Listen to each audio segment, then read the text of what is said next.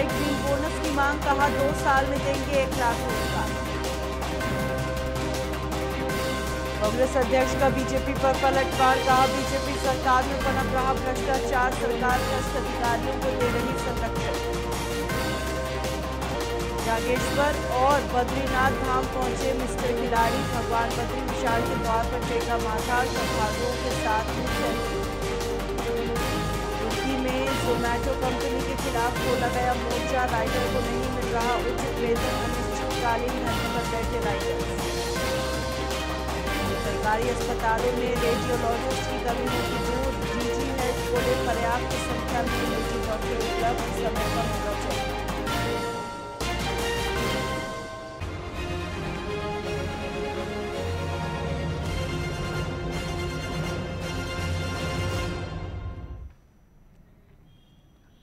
नमस्कार, स्वागत है आपका। आप देख रहे हैं उत्तराखंड लाइव। मैं हूं आपके साथ है ना। भाजपा महिला मोर्चा के 2 दिवसीय कार्यक्रम में शिरकत करने के लिए कोलकाता से काशीपुर पहुंची भाजपा महिला मोर्चा की राष्ट्रीय उपाध्यक्ष मालती रबा रॉय ने पत्रकारों से बातचीत करते हुए कहा, महिलाओं की 50% भागीदारी देश और प्रदेश की सरकार बनाने में महत्वपूर्ण भूमिका निभाती है। इसलिए महिलाओं को स्वावलंबी होना तथा उनके अधिकारों के प्रति जागरूक होना आवश्यक है। उन्होंने पौराणिक शहर काशीपुर के लिए बताया, कहा कि भाजपा सरकार अकेले काशीपुर ही नहीं बल्कि पूरे उत्तराखंड राज्य को विकास के पथ पर तेजी से आगे ले जाने के लिए प्रयत्नशील है। तो हॉस्पिटल में मेरा टीम से उमा जोशी जी, रश्मि जी, जिला महिला मोर्चा का जिला अध्यक्ष है, महिला मोर्चा का प्रभारी है काशीपुर जिला में। हॉस्पिटल से विजिट करना है। यहाँ से बहुत बड़ा जो हॉस्पिटल है, पुराना भी हॉस्पिटल है, बहुत पेशेंट आते थे, ट्रीटमेंट हो जाते थे, डॉक्टर भी अच्छा है, स्टाफ भी अच्छा है, ब्लड बैंक है, बहुत पेशेंट आते थे, ट्रीटमेंट होगा। और कुछ चाहिए, बहुत सिस्टम में ट्रीटमेंट चल रहा है और डॉक्टर चाहिए हॉस्पिटल का। आने वाले दिन में तो बहुत मेडिकल कॉलेज है, भाजपा का गवर्नमेंट बहुत मेडिकल नया मेडिकल स्टूडेंट्स बहुत पढ़ते थे। आने वाले दिन में निकल गया तो हॉस्पिटल के नतून डॉक्टर आते थे एवं प्रॉब्लम सॉल्व होते थे।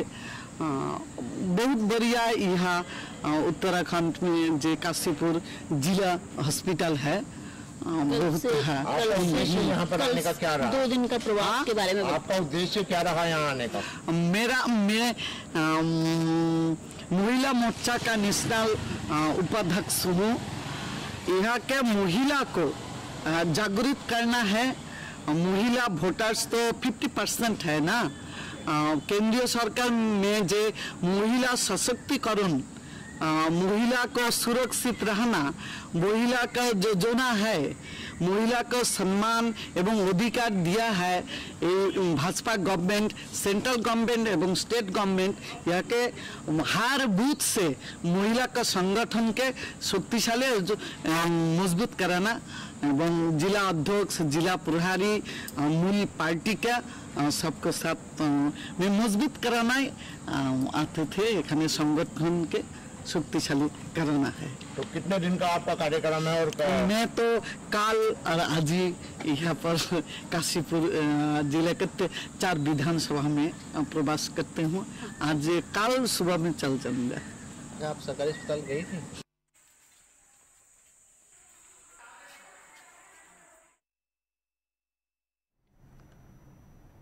हरिद्वार स्थित हरिसेवा आश्रम में संत समागम का आयोजन किया गया, जिसमें उत्तराखंड पूर्व मुख्यमंत्री हरीश रावत, हरिद्वार सांसद रमेश पोखरियाल निशंक, अखाड़ा परिषद के अध्यक्ष महंत रविंद्र पुरी और पतंजलि योगपीठ के महामंत्री आचार्य बालकृष्ण समेत बड़ी संख्या में साधु संत मौजूद रहे।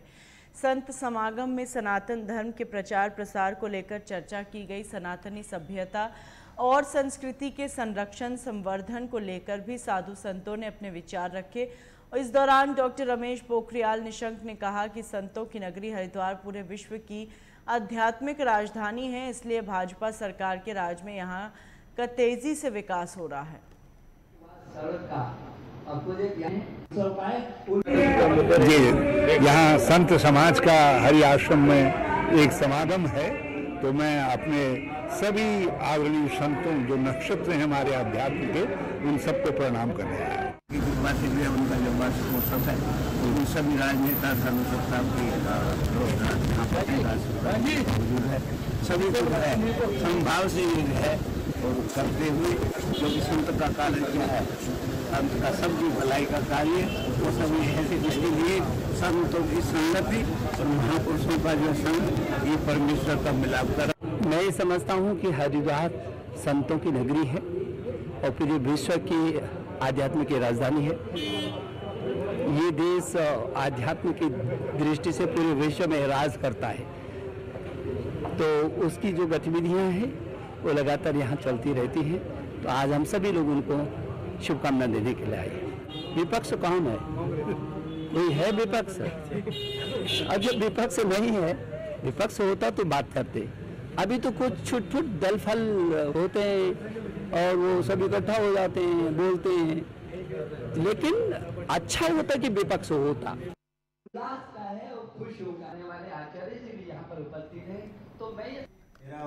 लालकुआं बिंदुखत्ता में अतिक्रमण चिन्हित के नाम पर बीते दिनों एक पत्र वायरल होने के बाद बिंदुखत्ता लालकुआं क्षेत्र में फैल रही भ्रांतियों को दूर करने और वन अधिकार अधिनियम 2006 के संदर्भ में जागरूक करने के उद्देश्य से दानू इंटर कॉलेज में बहुउद्देशीय शिविर का आयोजन किया गया, जिसमें बड़ी संख्या में बिंदुखत्ता, लालकुआं, संजय नगर, बंगाली कॉलोनी और अन्य कंपनी सहित कई क्षेत्रों से हजारों बुद्धिजीवी व समाज सेवियों के समक्ष खुले मंच पर बात रखी गई।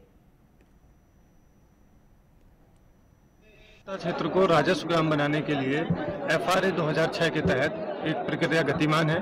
तो आज उसका जो प्रथम चरण होना था, जिसमें एक ग्राम पंचायत समिति का गठन होना था, उस समिति के गठन का कार्य यहाँ पर किया गया है। यहाँ पर सभी लोग उसी उपलक्ष्य में उपस्थित हुए थे और इसके बाद की जो भी कार्यवाही है वो FRA के तहत आगे की जाएगी और बिंदुखत्ता को राजस्व ग्राम किस प्रकार बनाया जाएगा, इस संबंध में पहले भी कई बार बैठकें हो चुकी हैं।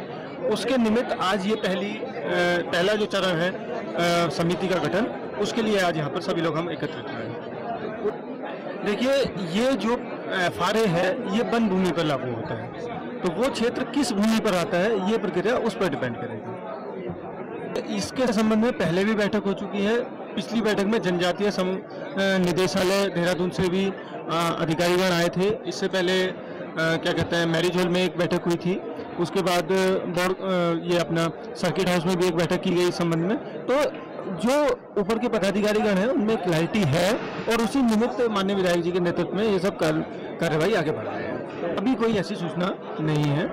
अवैध अतिक्रमण हटाने की कार्यवाही बाकी की जा रही है, लेकिन किसी भी पर्टिकुलर क्षेत्र के बारे में अभी ऐसी कोई सूचना नहीं है। उनका नंबर आया।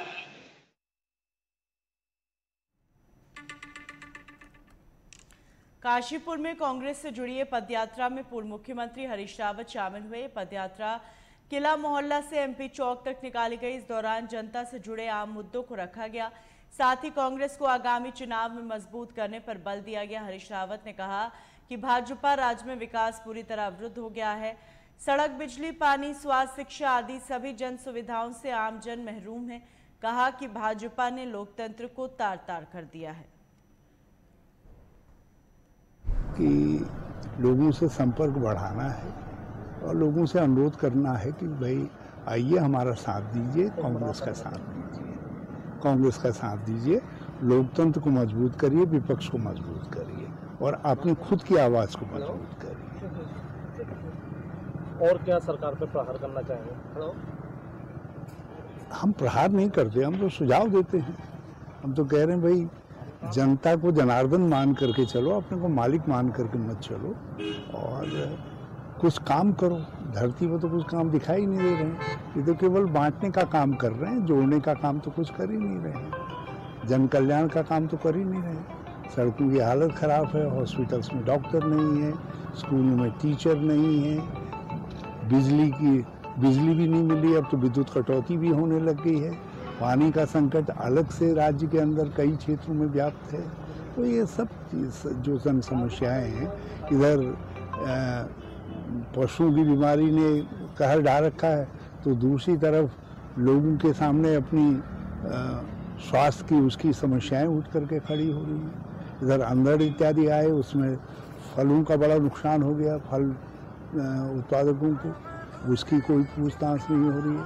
कई क्षेत्रों में, सीमांत क्षेत्रों में आलू की उसकी फसल नष्ट हो गई है। तो किसी की मदद में सरकार कुछ बात ही नहीं कर रही है, और उनको तो केवल एक ही बात है कि वो क्या समान आचार संहिता यही दोहराने में है, और कुछ बहुत ज़्यादा हुआ तो मजार मस्जिद की बात और मंदिर की बात करके। मान्यवर घर भी अब लगातार तोड़े जा रहे हैं, देखा जा रहा है, आपने रामनगर भी देखा होगा और जगह भी। हाँ, मतलब क्या मकसद है हम समझ नहीं पाए। पहले तो उन्होंने कहा कि वन भूमि में कुछ धार्मिक स्थल बने हुए हैं, हम जो नए बने हुए हैं हम उनको तोड़ रहे हैं। अब तो ये 150 साल पुराने उनको भी तोड़ रहे हैं, जिन लोगों को भी उजाड़ रहे हैं जिनको अंग्रेजों के समय से अधिकार मिले हुए हैं। बहुत सारी ज़मीनों में जो वसाहतें बसी हैं वो राज्य बनने से पहले से बनी हुई हैं, उनको भी आप उजाड़ रहे हैं। तुमड़िया डैम या दूसरे डैम जितने हैं, इनके चारों तरफ जो लोग मजदूर आए यहाँ, वो वहाँ बस गए, अब आप उनको भी उजाड़ रहे हैं।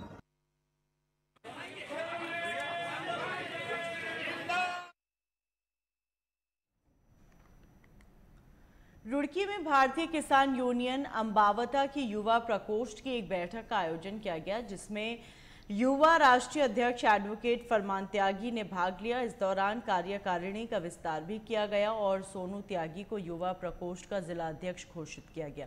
बैठक में पहुंचे युवा राष्ट्रीय अध्यक्ष एडवोकेट फरमान त्यागी ने कहा, भारतीय किसान यूनियन अंबावता के द्वारा इकबालपुर शुगर मिल पर किसानों के बकाया गन्ना भुगतान को लेकर एक ज्ञापन सौंपा जाएगा। उन्होंने बताया, इससे पहले पूर्व मुख्यमंत्री हरीश रावत ने इकबालपुर शुगर मिल पर धरना दिया था, तब लगभग 20 करोड़ के आसपास किसानों का भुगतान किया गया था, लेकिन अन्य भुगतान अभी तक नहीं हो पाया है। आज ये जिला हरिद्वार में भारतीय किसान यूनियन अंबावता यूथ प्रकोष्ठ के लिए जिला अध्यक्ष सोनू त्यागी जी को बनाया गया है, और इनकी घोषणा तो कई दिन पहले हो गई थी, लेकिन आज इनका यहाँ पर प्रदेश अध्यक्ष के आवास पर स्वागत किया गया है। इसी के उपलक्ष्य में दूसरी बात ये थी कि आने वाली 27 तारीख को जिला हरिद्वार के और अन्य जगहों के सभी भारतीय किसान यूनियन अंबावता के पदाधिकारी और कार्यकर्ता इकट्ठे हुए और किसानों की समस्याओं को लेकर, जिसमें मुख्य रूप से इकबालपुर की 2 समस्याएं हैं। एक गन्ना किसानों की समस्या है जो भुगतान नहीं हो पा रहा है, दूसरा इकबालपुर फाटक पर बहुत ज्यादा जाम रहता है, उसके पुल की मांग को लेकर हम माननीय मुख्यमंत्री जी पुष्कर सिंह धामी जी जो 27 तारीख को ग्राम मानकपुर में आ रहे हैं, वहाँ पर ज्ञापन देंगे। देखिए जिस तरह से हाँ, तो हम तो जो भी पार्टी किसानों का सहयोग करेगी, किसानों का भुगतान कराओगे, हम तो उसी का सहयोग करेंगे। अब बीजेपी के मुख्यमंत्री जी आ रहे हैं, प्रदेश के मुख्यमंत्री, उन्हें भी हम ज्ञापन देने जा रहे हैं, वो भी समस्या का समाधान कराओ। अभी तो 100 करोड़ के लगभग बकाया बच रहा है, वो मुख्यमंत्री जी करा, तो हम तो उनका सहयोग करेंगे। काशीपुर पुलिस को बड़ी सफलता मिली। पुलिस ने अभियान चलाकर शातिर चोर को गिरफ्तार कर लिया। बताया जा रहा है, घर के बाहर खड़ी ई रिक्शा से बैटरी चोरी और घर के अंदर से 2 मोबाइल फोन चोरी करके फरार हो गया था, जिसके बाद पीड़ित की तहरीर पर पुलिस ने छानबीन शुरू की और सीसीटीवी कैमरों की मदद से चोर को पकड़ लिया गया। पुलिस ने बताया, आरोपी शातिर किस्म का चोर है और स्मैक का नशा करता है। नशे की पूर्ति के लिए वो रात्रि में चोरी की वारदातों को अंजाम देता है। क्या मामला है? और देखिए, विगत 2 दिनों से हमारी टीम लगातार सत्यापन का अभियान भी चला रही है। इसी क्रम में 23-24 रात को हमें सूचना मिली कि ई रिक्शा से बैटरी मिलने का प्रयास हुआ, साथ ही उसके डिस्प्ले में वो मोबाइल चोरी हो गई। सरकार हमारे द्वारा गुमला पर चोरी करने के बाद थानाध्यक्ष पूरा के के द्वारा टेक्निकल सपोर्ट भी दिया जा रहा था। इसी क्रम में हमने सीसीटीवी कैमरे में देखा कि एक लड़का अकेले घूमता हुआ पाया गया सरवला वाले क्षेत्र में। जब इसको तस्दीक करने का प्रयास किया तो इसका नाम नासिक के रूप में है, जो कि उत्तर प्रदेश के बिजनौर जिले के रेखा थाना क्षेत्र का रहने वाला है। ये वहाँ का HSP है और इसके विरुद्ध वहाँ पे आम सेक्सुअलिटी शराब से लेकर के अन्य है और यह नशा करने का आदि है। इससे जब पकड़ के और बैटरी और जो मोबाइल के 3 से 9 और मोबाइल मिली, इस प्रकार से 11 मोबाइल मिली है। इससे जब हमने पूछताछ की तो इसका ये कहना है कि जसपुर गुंडा लोगों थाना पुलिस की इसी गाँव में रिश्तेदारी है। ये रिश्तेदारी के बहाने वहाँ से बिजनौर से आता रहता था और जब वहाँ आता था तो नॉर्मली गाँव में छत पे सो जाते हैं, तो जहाँ खाली जगह मिला कि उसमें घुस के मोबाइल पैसा जो चीज़ के हाथ में उठे करके निकल जाता है। ये इस नंबर से पड़ी है, इसलिए अरेस्टिंग की गई आज मांगे जाने के समक्ष से।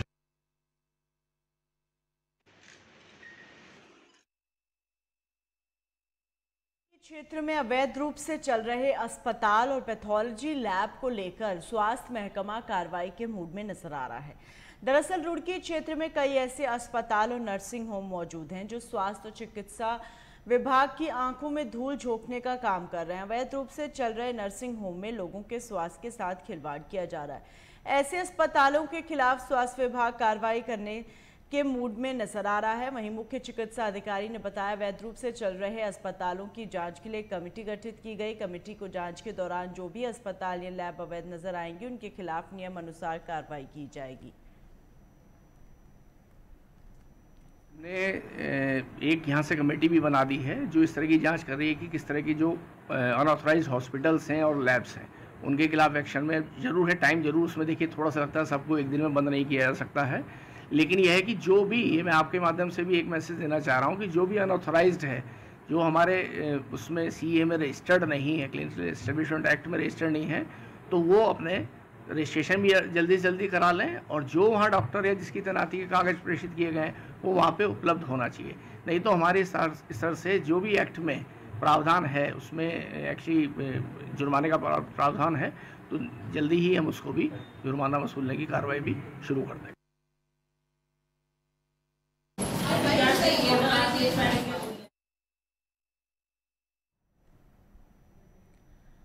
लालकुआं नगीना कॉलोनी को पूरी तरह समाप्त करने को लेकर अतिक्रमण हटाओ अभियान के दूसरे चरण में JCB की कार्रवाई जारी है। अभियान के दौरान जैसे ही पोकलैंड और JCB मशीन द्वारा नगीना कॉलोनी के विशालकाय पक्के मकानों को तोड़ना शुरू किया तो उस वक्त मकानों में रहने वाले परिजन चक्कर खाकर गिर गए, जबकि आधा दर्जन से अधिक महिलाएं बेहोश हो गईं। इस दौरान पुलिस ने एक युवक को हिरासत में लिया, जिसके बाद विरोध पूरी तरह खत्म हो गया और अतिक्रमण हटाओ अभियान के तहत करीब 300 घरों में बनी 2 हेक्टेयर रेलवे भूमि को ध्वस्तीकरण खाली कराया, जिसमें रेलवे ने कुल 5 हेक्टेयर भूमि को खाली कराकर अपने कब्जे में लिया।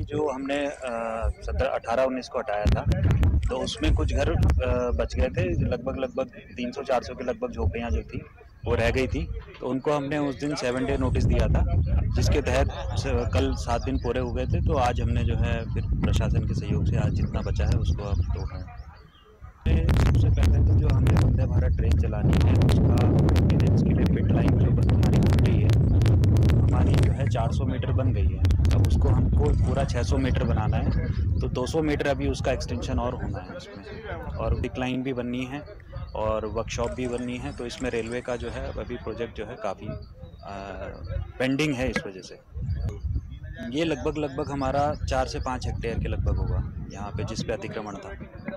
हमने 3 हेक्टेयर के लगभग अतिक्रमण हटा दिया है, लगभग 1.5-2 के लगभग अभी बचा। रेलवे की ज़मीन से पिछले 18 और 19 को भी अतिक्रमण हटाया गया था, लगभग 500 घर के आसपास हटाए गए थे उस समय। कुछ घर उस समय ऐसे छूट गए थे जिनको नोटिस सर्व नहीं थे रेलवे के द्वारा, तो उनको नोटिस 18 तारीख को दिया गया है, 1 सप्ताह का समय दिया गया था। आज वो नोटिस अवधि पूरी हुई है, उसके क्रम में आज रेलवे के द्वारा अतिक्रमण हटाने की कार्रवाई की जा रही है। आज मेरा ऐसा अंदाजा है कि 200 से 300 झोपड़ियाँ लगभग होंगी।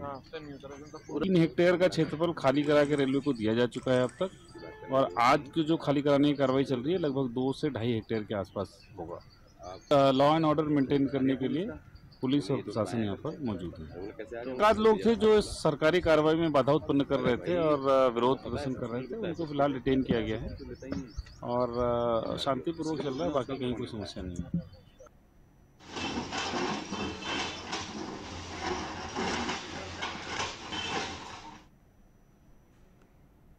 इन्हीं खबरों के साथ बुलेटिन में फिलहाल इतना ही। दीजिए इजाजत।